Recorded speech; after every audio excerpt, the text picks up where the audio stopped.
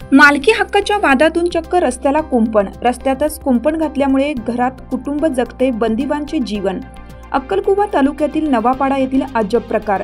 ग्रामपंचायतीने नोटीस बजावली तरी देखील कुंपण काही हटेना। नंदुरबार जिल्ह्यातील अक्कलकुवा तालुक्यातील नवापाडा येथे एकाच्या घरासमोरील रस्त्यावर जबरीने मनमानीपणे मालकी हक्क दाखवीत तारेचे कुंपण केल्याचा धक्कादायक प्रकार समोर आला आहे। नवापाडा येथील जालिमसिंग वसावे हे कुटुंबियासह वास्तव्यास आहेत। त्यांच्या या पिढीजात घरासमोर गावातील रस्ता आहे। याच रस्त्याचा वापर जालिमसिंग वसावे व कुटुंबीय करत आहे।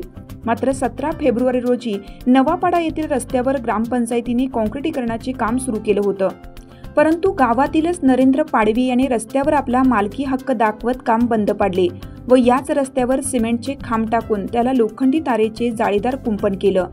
लोखंडी तारेचे कुंपण केल्यामुळे जालिमसिंग वसावे या कुटुंबियांच्या घरासमोरील बाहेर पडण्याचा मार्ग बंद झाला। यामुळे जालिमसिंग वसावे आणि कुटुंबीय घरातच बंदिवान झाला आहे।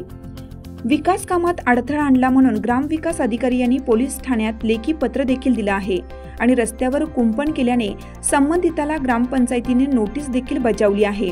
मात्र या प्रकरणाचा तोडगा निघाला नसून 17 फेब्रुवारीपासून जालिमसिंग वसावे व कुटुंब घरातच बंदिवान झाला आहे।